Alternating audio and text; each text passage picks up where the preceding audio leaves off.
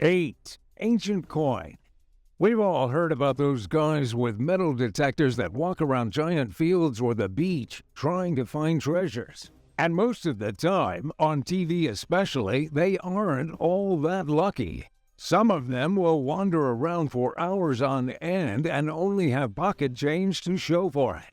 But the reason they continue to do so is because it has worked out for a few detector enthusiasts. It worked out big time, just like it did for one New England man that had been waiting years for his chance in the sun. The man in question is Jim Bailey, just your average history buff. But what he found was anything but average. While scavenging with his metal detector in Rhode Island, Jim came across a centuries-old coin that was first minted in Yemen back in 1693. But that's not the coolest part about this find. This mystery coin could be the key to unlocking a much larger historical mystery. It all starts with an old English pirate named Captain Henry Every that rose to fame after pillaging a ship full of Muslim pilgrims. They were originally heading towards India from Mecca before they were stopped by the crew. The pirate got away with the crime by pretending to be a slave trader. Not only were there people on the ship Henry stopped, there were millions upon millions of dollars worth of gold and silver coins. But Captain Every and his crew seemed to vanish into thin air after the massive find. The entire world was looking for them, but no one came forward. The coin Jim found could very well be the hint historians were looking for. Since he found it in Rhode Island, it might mean the pirate crew escaped to the old colonial American colonies. Other coins from Yemen have been popping up and discovered all over New England, leading us to think Every posed as a slave trader to lead a new life in the colonies, an almost perfect crime. But as the saying goes, time will tell. And it surely did in Captain Henry's case. 7. Cash box. Imagine finding hidden treasure in your very own home. Well, that's exactly what happened for one Massachusetts woman thanks to the help of amateur treasure hunter Keith Will.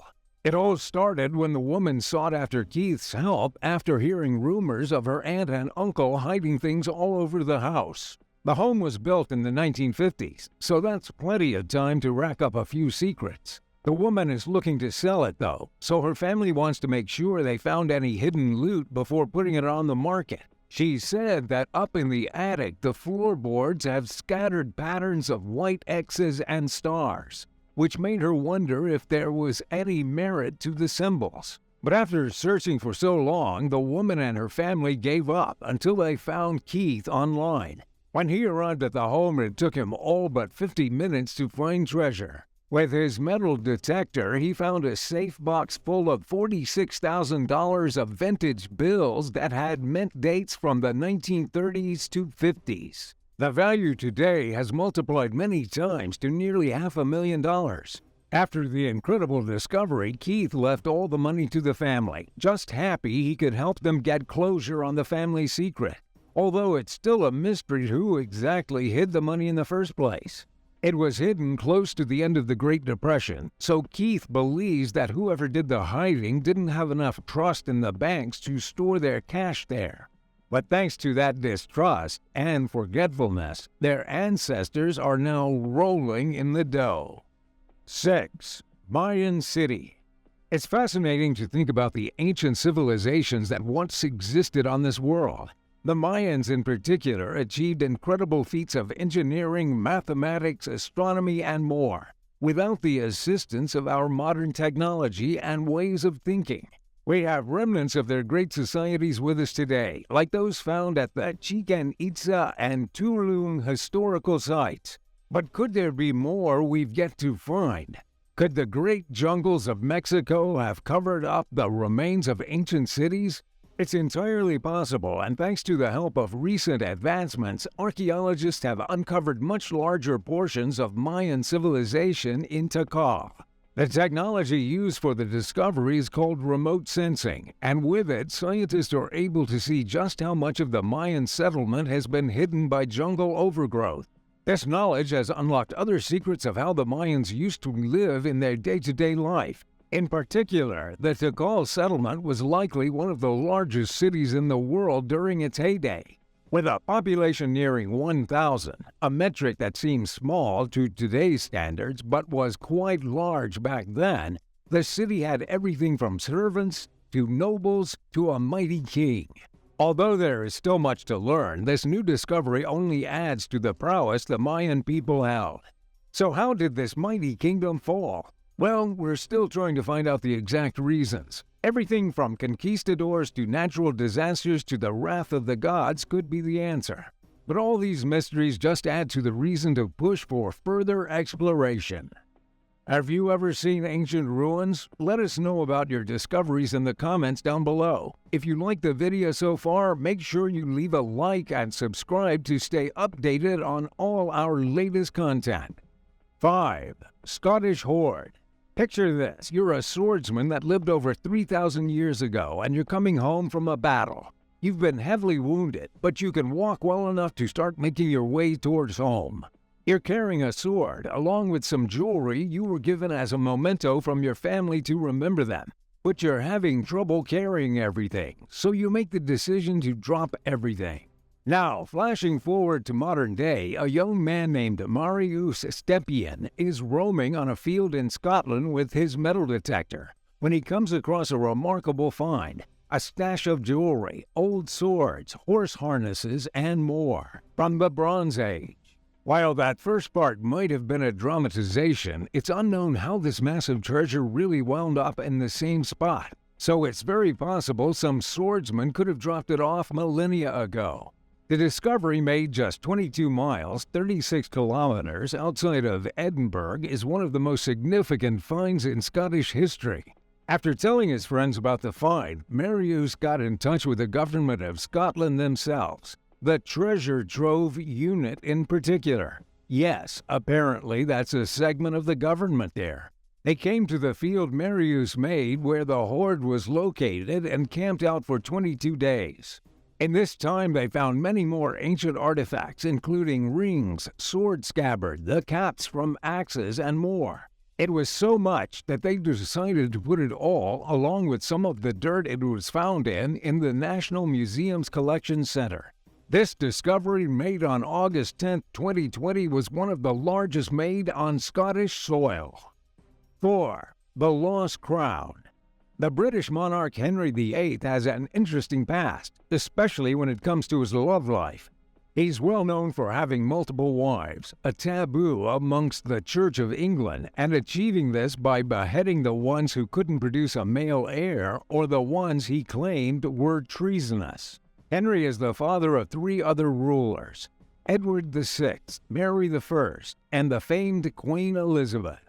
As king, Henry kept a lively court, but ultimately his lasting legacy would be seen as a killer. Despite this, he was still the ruler of one of the greatest empires on earth, which makes any possession of his extremely valuable, especially his crown. Yet another man with a metal detector, Kevin Duckett, was scouring a field near Northamptonshire, England, when he made the discovery of a lifetime.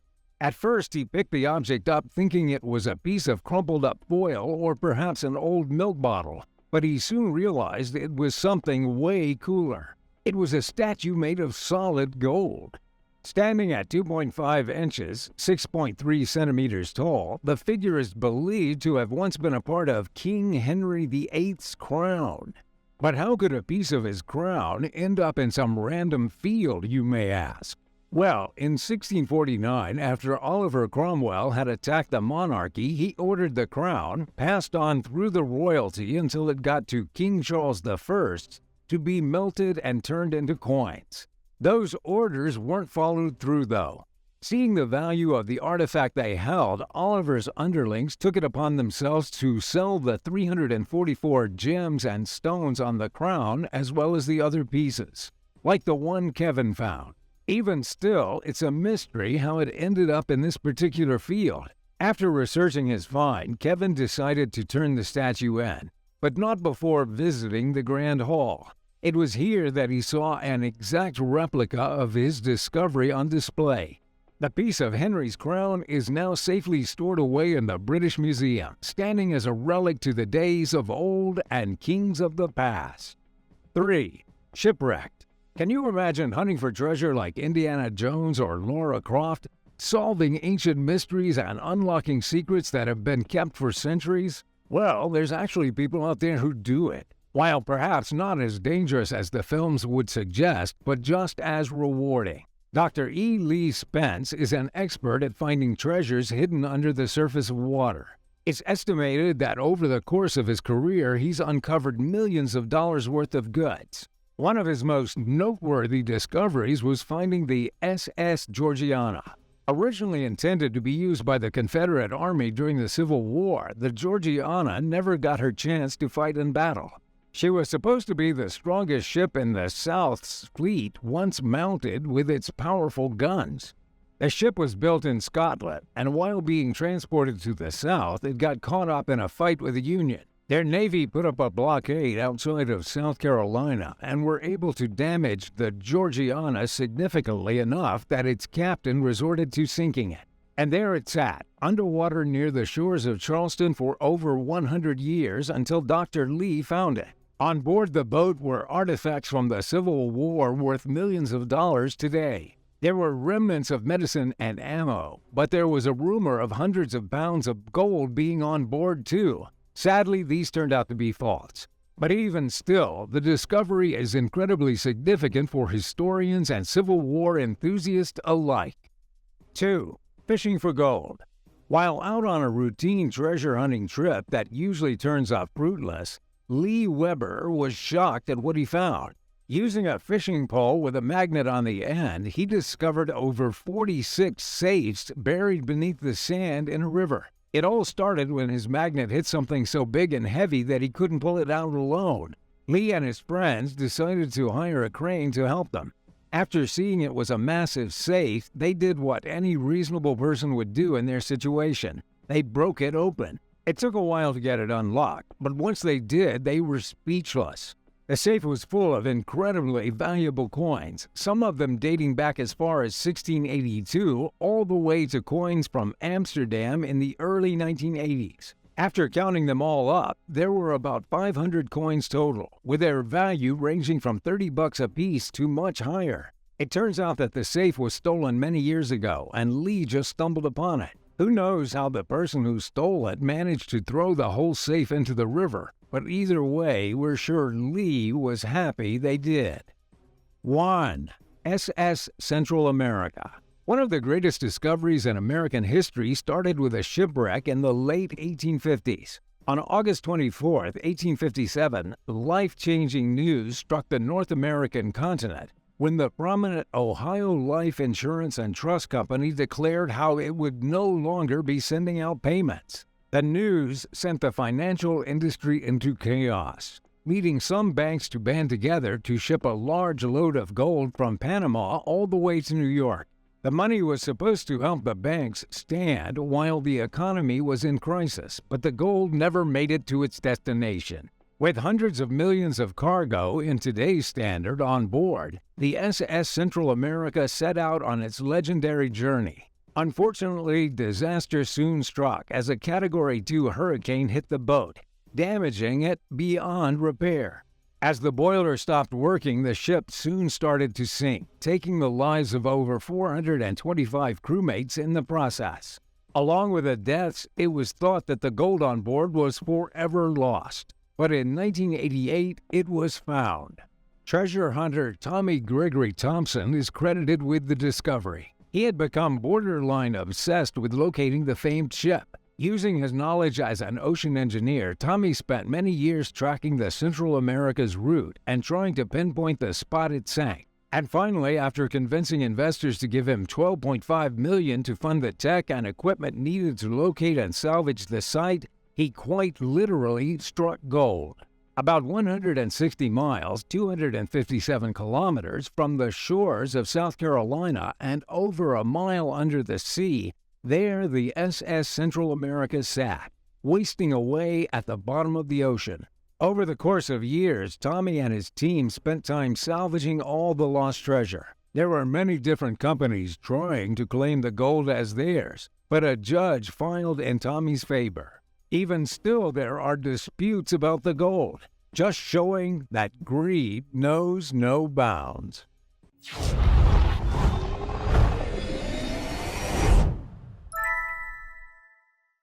Number 10.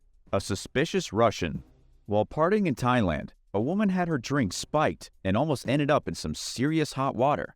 And I'm not talking about the waters off Phuket. The victim in the situation was in Patong with her fiance's sister, and her cousin. It was the fall of 2016, when the world still made more sense than it does now. They had just finished dinner and were down on Bangla Road, where all the bars and clubs are. They stopped at a pub to have a drink, planning to have an early night because they wanted to go sightseeing the next day. But after they ordered their drinks, a Russian couple approached them. The Russian man was incredibly large. He looked like he worked out every single day. Still, they seemed pretty friendly, even offering to share some drinks with the woman and her friends. This is where things started to get hazy. While the woman went dancing, the Russian woman started touching her face, saying weird stuff, and then she finally convinced her to go across the road. She said that everybody else had left, so they needed to go and find them. At this point, the woman was feeling the severe impact of the spiked drink. Around this time, the woman's fiancé was looking desperately for her. He had gone to the hotel, he had raised a huge commotion, and he had even gotten the police involved already. He could not find her anywhere. When he went outside again to keep looking, he and the woman's cousin saw her being forced into a taxi. The woman had been drugged. The Russians had organized her to be kidnapped, and a local guy was driving the cab. It was a kidnapping scheme that went wrong at the very last minute. If the fiancé hadn't gotten there when he did, his bride-to-be would have been sold to human traffickers and probably never seen again. Number 9. Walking to her death. At the age of 20, Wesley Street was convicted for assaulting, violating, and murdering his childhood friend after what should have been a fun night out. Wesley had joined Keely Bunker to celebrate her birthday. They went partying with more of Keely's friends, including her best friend Monique Riggin. Everyone drank and partied. It was a big celebration, and then the night finally ended. On September 19th, the group took a taxi back to Monique's house. Wesley was then given the duty of walking Keely safely back to her house, but Keely never got back to her home. Sometime during the walk, Wesley took her into a dark city park, sexually assaulted her, and then murdered her. He left her body brutalized and went back to his own place, where he slept like a baby. In the end, Keely Bunker did not have a very good birthday. According to what was revealed during the court proceedings, Keely was choked to death. It's believed that Wesley put her in a chokehold for several minutes, long enough that she was probably already dead long before he even released her throat. He's now gotten a minimum of 29 years in jail. But here's where this will upset you even more. Wesley Street had already been busted 3 times for sexual assault and illegal sexual activity with a child, and yet he had never gotten in trouble for these crimes. This meant nobody knew about his grim past, so he was able to have all these friends who trusted him and didn't know he was a predator. Nothing being done about this guy sooner or later directly resulted in Keely Bunker being strangled to death in a park on her birthday. Number 8. Stabbed for a lighter. Jacob Billington was out visiting some friends in Birmingham. Jacob and his buddies decided they were going to go out for a night on the town. They hit up some pubs, they had some drinks, and everything was totally fine. In fact, even when the end of the night came around, nothing horrible had happened. Jacob and his friends were walking home when a stranger approached them. The stranger asked Jacob if he had a lighter handy, and when Jacob said he didn't, the man pulled out a knife and stabbed him to death. Nobody has any idea what the motive was for the terrifying crime. According to Jacob's surviving friend, Michael Callahan, it was a completely random attack. Michael had actually been stabbed by the crazed assailant as well, spending 187 days recovering from his injuries in the hospital. Michael said everything happened so fast that it's hard to really remember. He knows the stranger came and asked for a lighter. Jacob said they didn't have one, and suddenly there was a scream. Before he could really comprehend what was happening, Jacob was dead, and he was pawing at the cuts of his throat, where he too had been stabbed.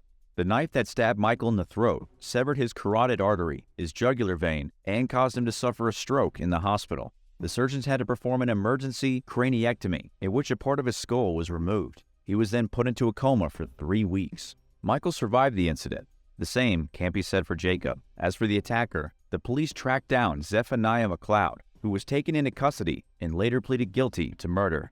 He gave no reason for the killing. Number 7. The Nightclub Fire. November 28, 1942 is the date of the worst nightclub disaster in American history. It happened in Boston, Massachusetts at the Coconut Grove nightclub. At the time, this was one of the most popular night spots in all of Boston. even attracting celebrity visitors and guys from the mafia.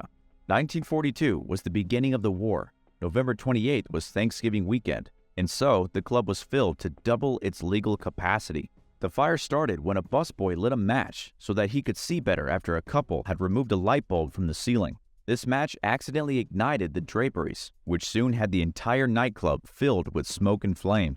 This was the 1940s, so you can be certain that pretty much no fire regulations were being observed. The place was extremely unsafe, with most of the exit doors locked to prevent unwanted guests from strolling into the building. Within minutes, the entire nightclub was consumed by fire. In total, 492 people were burned alive inside the Coconut Grove nightclub, making it the second deadliest building fire in the U.S., even to this day. Number 6. Kidnapped and killed. Jassy Correa was kidnapped and then killed after walking out of a Boston nightclub.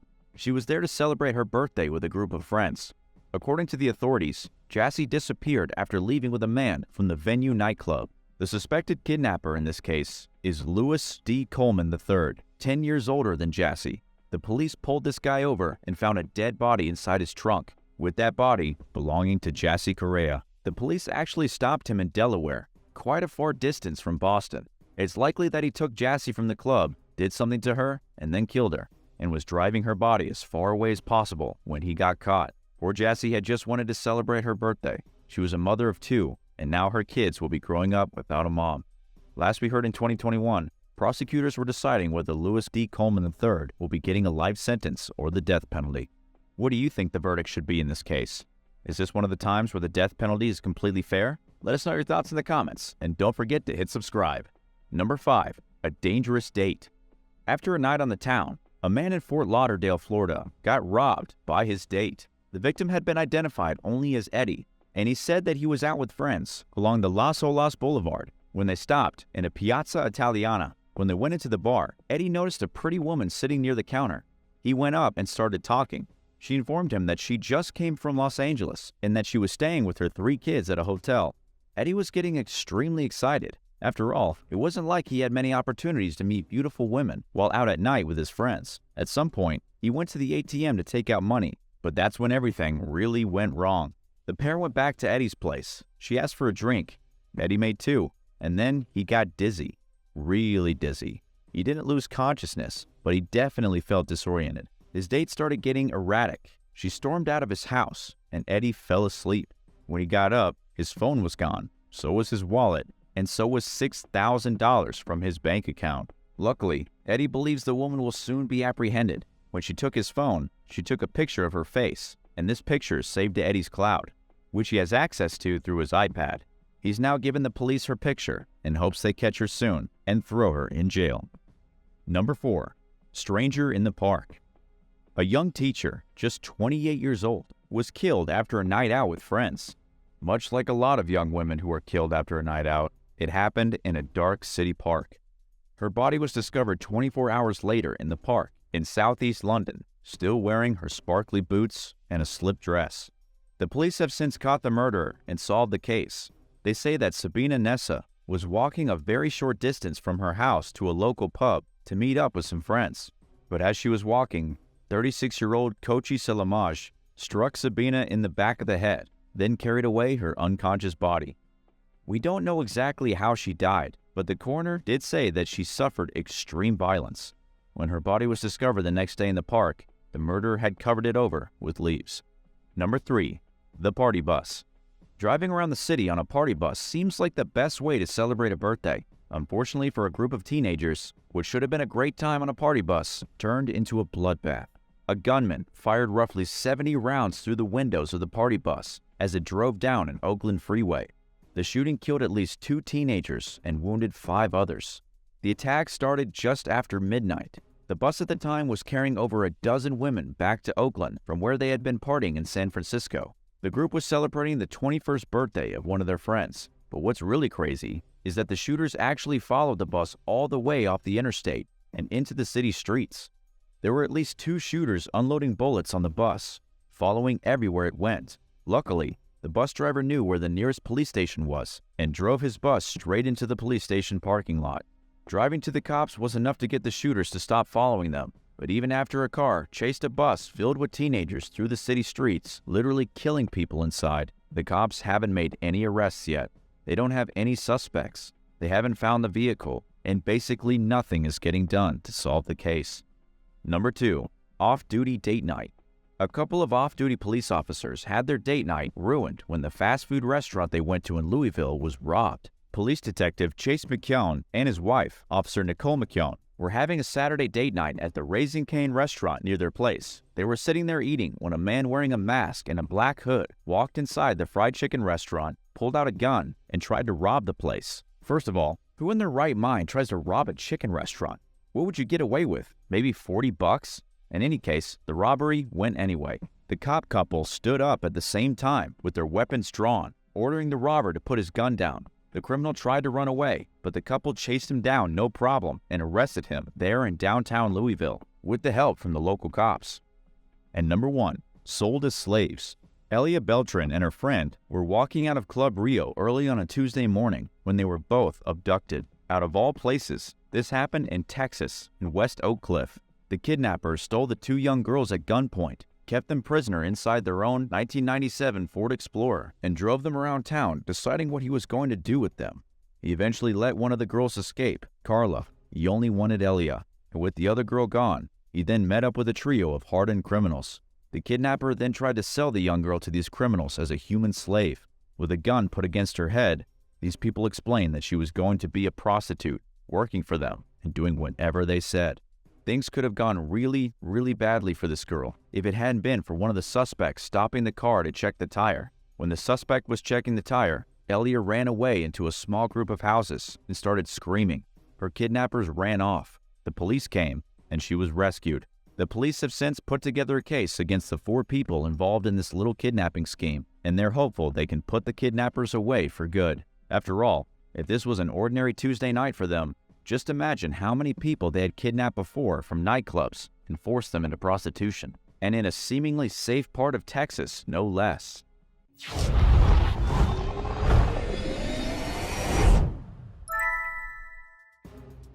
10. Too much protein. Megan Heffert was 25 years old when she died from an overdose of protein. It wasn't that Megan pushed herself too far or ate way too much protein. It was that she had been building up her mass as a bodybuilder while suffering from a disorder that prevented her body from properly processing protein. Because her diet was filled to the brim with protein, her body had a meltdown. The condition is known as urea cycle disorder. Megan, already a mother to 2 children, didn't realize the danger she was putting herself in when she began preparing for a bodybuilding competition in Western Australia. She was gorging herself on a diet of egg whites, protein shakes, and other high-protein foods. She had also started going to the gym regularly, at least twice every day. Throughout all this conditioning, she had no idea that her body was dying. Here's how it works. Megan's body could not break down protein properly, which allowed ammonia to build up in her bloodstream. Ammonia is a waste product, the same product that causes fish tanks to die when there is too much fish poop in the water. This happened to her bloodstream, with ammonia poisoning her brain, leaving her dead just 1 day after doctors realized she had this very rare condition. She was sent to the hospital after being discovered unconscious on the floor of her apartment. By the next day, all brain activity had ceased and she was pronounced dead. 9. Constant sweating. A fitness influencer has died after taking her workout to a rather strange place. Bodybuilder Odilis Santos Mina was fed up with constant sweating. As an extremely popular social media personality focusing on fitness, she hated that she was sweating all the time. It's odd to think about, but apparently in her mind it got in the way of her social media career. To correct this annoying natural feature of her body, she traveled to a Mexican clinic to get a procedure that would stop her from sweating in her armpits. Sadly for her, the procedure went awry. She suffered from cardiac arrest just after being anesthetized. Her family is now suing the clinic in Mexico for negligence. After her death, it was revealed that the clinic had actually paid the bodybuilder to promote the treatment to eliminate sweat glands. The clinic went out of their way to perform the operation on Odalis, and they botched it. Odalis's family is now saying the clinic didn't even have professionals on the scene to perform the surgery. The employee who applied the anesthesia wasn't even trained as an anesthesiast. According to the coroner's report, the death was caused by a combination of the anesthesia and a steroid-like medication that she was taking. In the clinic's defense, they say that Odalis brought the death upon herself because she never told them about the medication that she was on. It mixed badly with the anesthesia, and she had a heart attack and died right there on the table. Let that be a lesson to you. If you're going to get a medical procedure done, make sure the people who are performing it are qualified. 8. Dead in the locker room. A family in New Hampshire has sued Planet Fitness following the death of a woman in the gym's locker room. Emily Hamlin, just 22, had been working hard to stay fit, but when another member of the gym saw her collapse in the locker room, things went terribly wrong. The witness ran to the front desk, where she informed the male staff member that Emily was in trouble, but the staff member refused to do anything, saying it was against gym policy for him to walk into the women's locker room. He didn't even phone 911 right away. It wasn't until another staff member arrived at work that the police were phoned and anyone even bothered to check on the unconscious Emily. She had a weak pulse, and when police arrived nearly 30 minutes later, Emily was already dead. There are two issues here. First is that Emily was working out too much when she really shouldn't have been. She had an underlying heart condition that nobody knew about until her heart finally gave out after her early morning workout. Second, Emily's family is suing because they say if there had been a female staff member present, or if the male staff member had acted in a more timely fashion, their daughter might still be alive. 7. Fitness test fail. A 19-year-old Marine from New York named Tyrell J. Audan was in the middle of taking his physical fitness test at the Marine Corps Air-Ground Combat Center in California when he suddenly collapsed. Tyrell was a recent graduate from high school and had been an athlete his entire life. He was the definition of physically fit, but unfortunately he was also the latest candidate to drop dead during a military fitness test. According to his service record, Tyrell was attending communications electronics school with the Marine Corps when he died. But as for the cause of death, the Marines have yet to announce that to the public. All we know is that whatever he was doing during the test was so extreme that his body couldn't handle it, and he died. Tyrell also isn't the first person this has happened to. Back in February, Midshipman 3rd Class Duke Carrillo, only 21 years old, collapsed halfway through his physical readiness test at the U.S. Naval Academy. He was only a sophomore, and his official cause of death has also not been released. It's still considered under review. Then there's the case last November when a petty officer died on a treadmill during his physical test at Fort Meade.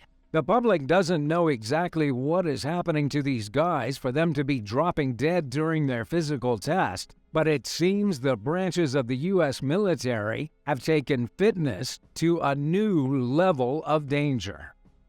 6. Swept out to sea. A Russian fitness coach was washed out to sea when he tried to save a woman who was drowning. His name was Danil Gagarin, and his wife captured the entire thing on video. His wife, Daria, filmed Danil as he jumped into the rough waters near a Spanish resort to save the drowning woman. She then had to watch in horror as her own husband was carried out to sea, where he and the other woman both died.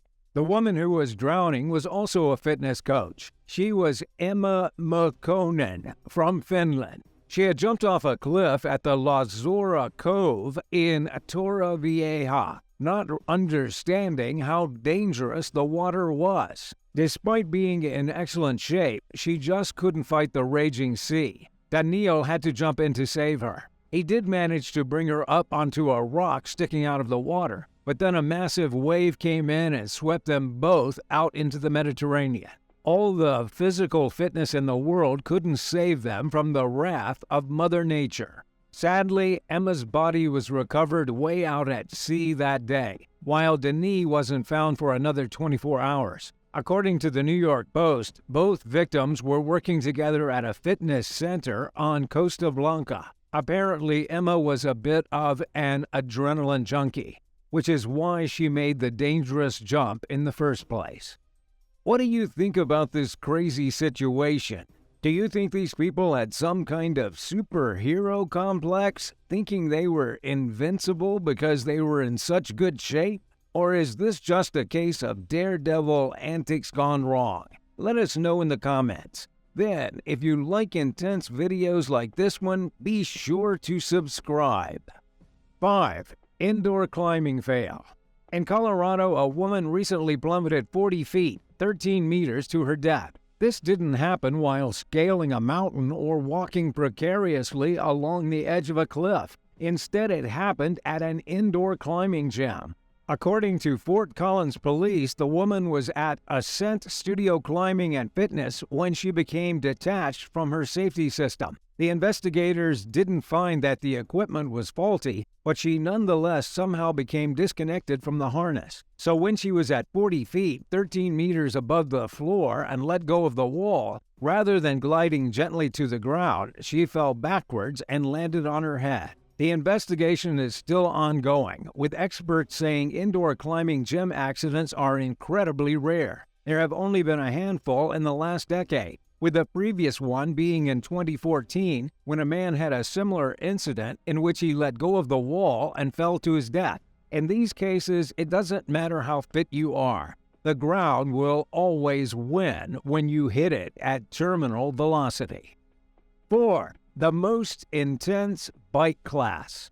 They say not enough exercise can kill, and whoever says that is completely right. Just ask the woman who didn't exercise for a year and almost died when she attended an indoor cycling class. She went an entire year without running, speed walking, exercising, or doing anything overly physical. But enough was enough. She took herself to the indoor cycling class to get back on the old horse. After the class, she had extremely sore muscles. At the time, she thought it was normal. After all, she hadn't used her legs that extensively in quite some time. But the pain didn't go away. It got worse.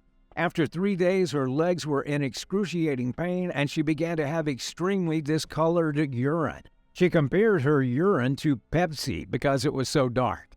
But she was so embarrassed that she didn't want to go to the hospital. Instead, she phoned a medical helpline. But the helpline wasn't much help, as she was told that a doctor would call her back maybe in around 8 hours. So she sucked it up and went to the hospital. As it turned out, she had acute kidney damage and something called rhabdomyolysis. If she hadn't gone to the hospital when she did, she would have had renal failure and been on dialysis for the remainder of her life. How did all this happen? She was informed by doctors that because she hadn't exercised for so long and went straight into the most intense workout possible, her body went into shock. Extreme muscle strain caused her kidneys to almost fail, which would have left her seriously ill for the rest of her life. 3. Caffeine toxicity.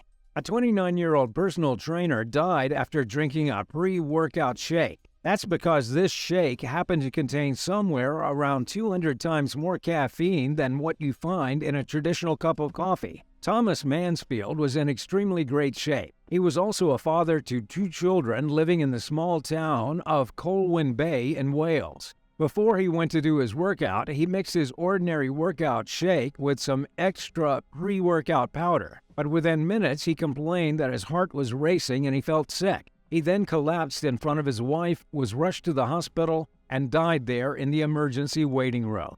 An inquest found that he had ingested 5 times the fatal level of caffeine. This meant his death was ruled as caffeine toxicity. How it happened is beyond anyone's understanding. His pre-workout powder shouldn't have contained more than 150 milligrams of caffeine, yet it contained hundreds of times more than that. He didn't mix any more than he usually did. He didn't use anything he hadn't used before. Investigators are still trying to figure out how all that caffeine got into his powder. To be honest, it almost seems as though pure caffeine was put into the powder container by someone who knew an overdose would kill him. But as of right now, there's no proof that that's exactly what happened. 2. Deadly treadmill. Dave Goldberg was the CEO of SurveyMonkey and the husband of Sheryl Sandberg, Facebook COO. He was worth millions. And like many young, successful millionaires, he was in fantastic shape. He frequently used his treadmill to keep his heart good and strong, but when he was on vacation with his family in Mexico and decided to hop on the treadmill, it proved to be the last thing he would ever do. He fell off the treadmill, cracked his head on the ground, and died from hypovolemic shock. This is when large amounts of blood and fluid are lost from the brain. Basically, he hit his head so hard that it cracked open and all his brain fluid leaked out. For all his millions of dollars, there was nothing anybody could do to save him. According to CNN, this isn't even that rare. Between 2003 and 2012, there were 30 deaths caused by treadmills. In fact, Mike Tyson, the famous boxer, well, his 4-year-old daughter was killed when she accidentally got strangled by a cord connected to a treadmill. And it wasn't even running at the time. 1. Slipped barbell. It may seem impressive to be able to bench 315 pounds, but absolutely nobody is impressed when the barbell slips and crushes your neck. Tragically, this is what happened to Kyle Thompson, just 22 years old. He was at the Elite Edge Transformation Center in Iowa, bench pressing 315 pounds, 140 kilograms. But in a freak accident, the barbell slipped out of his hands, fell on his neck, and left him gasping for air. Kyle was quickly taken to a hospital in Des Moines, but there was nothing they could do to save him. After all, he took 315 pounds of steel straight to his trachea. Imagine getting punched in the neck by a train. That's basically what happened to him. And to make it even more shocking, he had been working out with a spotter. Even the spotter couldn't stop the barbell from hitting Kyle's neck. And if you thought treadmills were dangerous, just listen to these statistics. According to the Center for Injury Research and Policy, between 1990 and 2007, no less than 1 million Americans had to be treated in the emergency room for injuries due to weight training. During that time, 114 people died just trying to lift weights. What's the craziest fitness fail you've ever seen? Let us know in the comments, and thanks a lot for watching today's video. For more awesome content, remember to subscribe to World List and check back for more intense stuff. See you next time. Bye.